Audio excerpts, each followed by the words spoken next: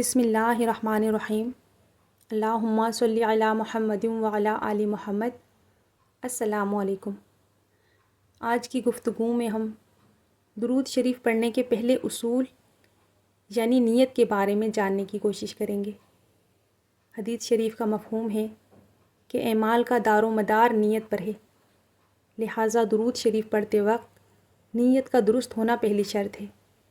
جس کی نیت ٹھیک نہیں ہوگی اس کا درود پڑھنا ادھورا ہے، یعنی اس کا درود صرف زبان تک ہے، دل میں نہیں اترتا۔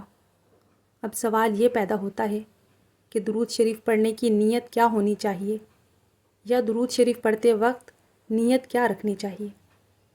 درود شریف پڑھنے کی درست نیت یہ ہونی چاہیے: نمبر 1، محبت رسول صلی اللہ علیہ وآلہ وسلم کی خاطر، یعنی ہم اپنے آقا و مولا صلی اللہ علیہ وآلہ وسلم پر درود پڑھ کر اپنی محبت اور عقیدت کا اظہار کریں۔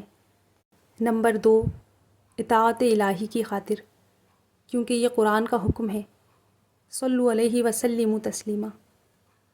نمبر 3، رحمت اور برکت کی دعا کے طور پر کہ اللہ تعالیٰ حضور صلی اللہ علیہ وآلہ وسلم پر اپنی خاص رحمت نازل فرمائے اور اس کا فیض ہمیں بھی ملے۔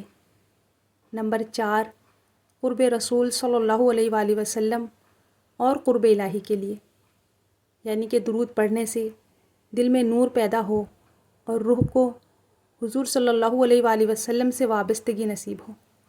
نمبر 5، گناہوں کی معافی اور درجات کی بلندی کی نیت سے، کیونکہ درود پاک گناہوں کا کفارہ اور اعمال کی پاکیزگی کا ذریعہ ہے۔ نمبر 6، امت مسلمہ کے اتحاد اور بھلائی کی نیت سے کہ حضور صلی اللہ علیہ وآلہ وسلم کی امت پر بھی رحمتیں اتریں۔ اب ان سب پوائنٹس کو یکجا کر کے نیت کا خلاصہ یہ بنا لیں اور جب بھی درود پڑھیں اسی نیت سے پڑھیں۔ بہترین نیت یہ ہے کہ یا اللہ، میں تیرے محبوب صلی اللہ علیہ وآلہ وسلم پر درود بھیج رہا ہوں تاکہ تیری رضا، تیرے محبوب کی خوشنودی اور محبت حاصل ہو، اور مجھے اور کل امت مسلمہ کو دنیا اور آخرت کی بھلائی نصیب ہو، اور حضور صلی اللہ علیہ وآلہ وسلم مجھ سے راضی ہو جائیں۔ حضرت بشر حافی رحمۃ اللہ علیہ سے ایک بار کسی نے پوچھا کہ حضرت، آپ درود کس نیت سے زیادہ پڑھتے ہیں؟ آپ رحمۃ اللہ علیہ نے فرمایا، میں یہ نیت کرتا ہوں کہ میرا درود حضور صلی اللہ علیہ وآلہ وسلم کی بارگاہ میں پہنچے اور وہ مجھ پر راضی ہو جائیں۔ جب یہ خیال آتا ہے تو دل پر ایک ایسی خوشبو چھا جاتی ہے جو دنیا کی کسی خوشبو میں نہیں۔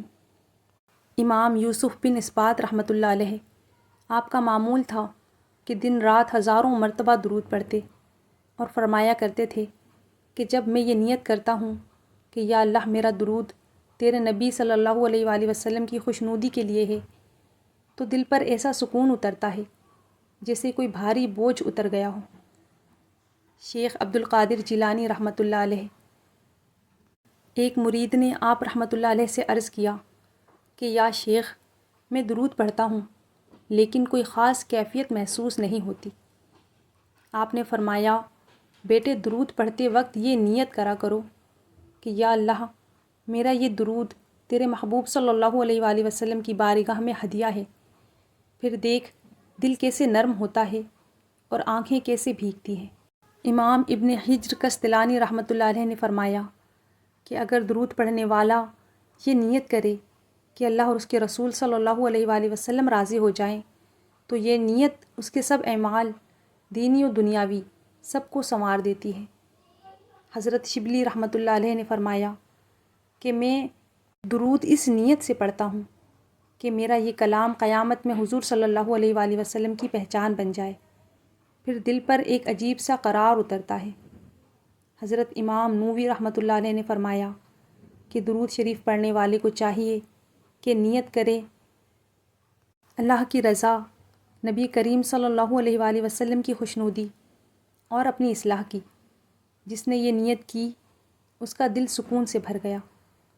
ہمارے بزرگان دین کے تمام واقعات پڑھ کر دیکھ لیں، کوئی ایک بزرگ ایسا نہیں ملے گا جس نے یہ کہا ہو کہ درود پاک کو دنیاوی مسئلوں کے حل کی نیت کر کے پڑھو۔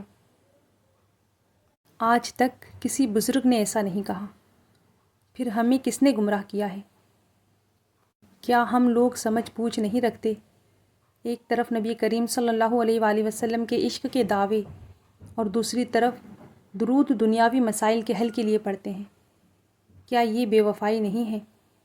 درود شریف سراپا محبت ہے اور اسے محبت رسول صلی اللہ علیہ وآلہ وسلم کی نیت سے ہی پڑھا جاتا ہے، اور جب آپ صرف اور صرف محبت رسول صلی اللہ علیہ وآلہ وسلم کی نیت سے درود پڑھیں گے تو پھر آپ کی دنیا بھی سنور جائے گی، آپ کی آخرت بھی سنور جائے گی اور آپ خود بھی سنور جائیں گے۔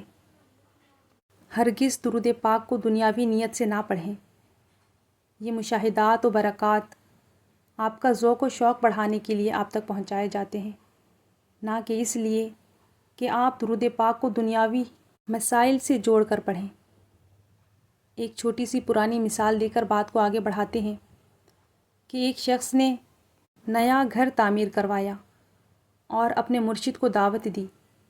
جب مرشد گھر آئے تو دیکھا کہ کمرے میں ایک روشن دان بنایا ہوا ہے۔ پوچھا، یہ کمرے میں روشن دان کس لیے بنوایا ہے؟ مرید نے کہا، حضور، اس نیت سے کہ باہر کی روشنی اور ہوا کمرے میں آتی رہے۔ یہ سن کر مرشد نے فوراً فرمایا، بیٹا، ہوا اور روشنی تو ویسے بھی آنی ہی تھی اس روشن دان سے، لیکن اگر تو یہ نیت کر لیتا کہ اس روشن دان کے ذریعے مجھ تک اذان کی آواز بآسانی پہنچے گی تو اللہ تجھے اس نیت پر اجر عظیم عطا کرتا۔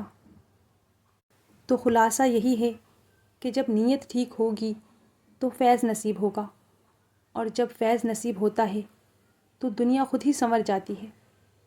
امید ہے آپ کو میری آج کی بات سمجھ آئی ہوگی۔ اللہ تعالیٰ سے دعا ہے کہ ہمیں محبت اور اخلاص کے ساتھ کثرت سے درود شریف پڑھنے اور پڑھوانے کی توفیق عطا فرمائے۔ آمین یا رب العالمین۔ محبت سے درود پاک پڑھ لیجئے صلی اللہ علیہ وآلہ وسلم۔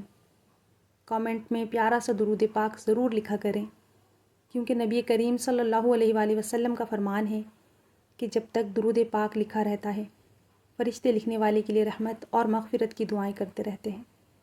اپنی دعاؤں میں یاد رکھیے گا۔ والسلام علیکم ورحمۃ اللہ وبرکاتہ۔